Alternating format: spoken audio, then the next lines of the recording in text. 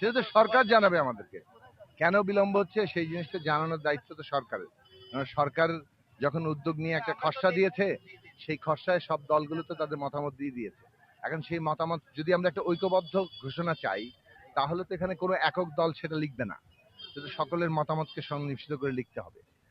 এই ক্ষেত্রে সবার মতামত সন্নিবেশিত করে তারা ড্রাফট করবে এবং সেই ড্রাফটটা সবার কাছে পাঠানোর কথা।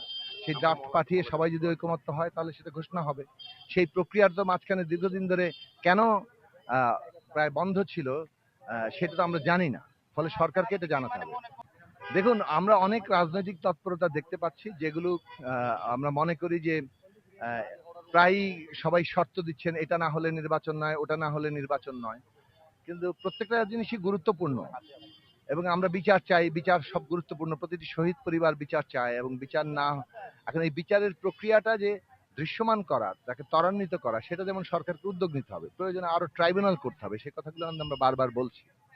কিন্তু এইটাকে যদি আমরা শর্তাধীন করি একটা রাজনৈতিক উত্তরণের জন্য, তাহলে সেটা মূলত আমাদের জন্য কোনো সহায়ক হবে না। তেমনি সংস্কারের প্রশ্নটাও এই সংস্কার এগিয়ে যাচ্ছে এবং এই সংস্কার বাস্তবায়নের প্রক্রিয়া কি হবে সেটা নিয়ে আমাদের দ্রুত সিদ্ধান্তে যাওয়া দরকার। পাশাপাশি জুলাই ঘোষণা বলে একটা আলাদা জিনিস আছে।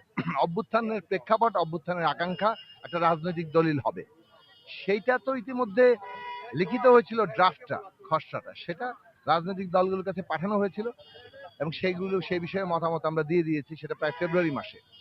এখন পর্যন্ত কেন সেটা পূর্ণরূপ নেয়নি, সেটা আসলে আমার মনে হয় যে সরকারকেই এ বিষয়ে তাদের ব্যাখ্যা দিতে হবে যে তারা কোথায় আছেন কিংবা কি অবস্থায় আছেন সেটা। আর নির্বাচনের ক্ষেত্রে আমাদেরকে বলতে হবে যে নির্বাচনের পরিবেশটা এবং নির্বাচনের জন্য আনুষঙ্গিক যে বিষয়গুলো সেগুলো যাতে যথার্থভাবে হয়, কিন্তু কোনো অবস্থাতেই যাতে আমরা নির্বাচনে যে যৌক্তিক সময় সেটা থেকে আমরা পেছনে না যাই। কারণ হচ্ছে যে আমাদের সংস্কারটাও সম্পন্ন করতে হবে এবং একটা গণতান্ত্রিক উত্তরণে আমাদের যেতে হবে।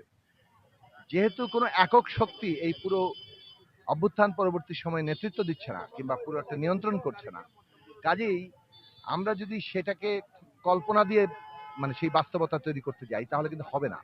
বরং বাস্তবতা যা আছে সেটাকে আমাদের মানতে হবে, বাস্তবতাকে মেনেই তাকে বদলানোর চেষ্টা করতে হবে। বাস্তবতাকে কল্পনা শক্তি দিয়ে পূরণ করা যায় না।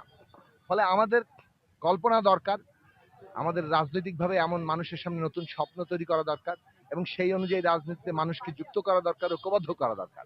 কিন্তু বিদ্যমান যে এখনকার বাস্তবতা, সেই বাস্তবতার যে শক্তি ভারসাম্য, সেই অনুযায়ী কি গণতান্ত্রিক রূপান্তরে আমরা যেতে পারি, সেই জায়গাটা আমাদেরকে ঠিক করতে হবে এবং সেই জায়গাটা যদি আমরা ঠিক করতে পারি তাহলে আমরা বরং এই ধরনের নানা ধরনের যে সাবোটাজ, অন্তর্ঘাত, ষড়যন্ত্র, পতিত ফ্যাসিস্টদের, তাদের বিদেশি মিত্রদের, সেগুলোকে আমরা মোকাবেলা করতে পারবো এবং আমরা দেশকে একটা শান্তিপূর্ণ জায়গায় নিয়ে যেতে পারবো।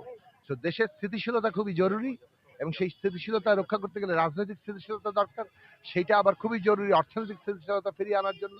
এই পুরো বিষয়টার জন্য বিচার, সংস্কার, নির্বাচন একটা এমন একটা প্রক্রিয়া যেটা একসাথে আমাদের চলতে হবে এবং এটার মধ্যে দিয়ে আমরা সেটা অর্জন করব।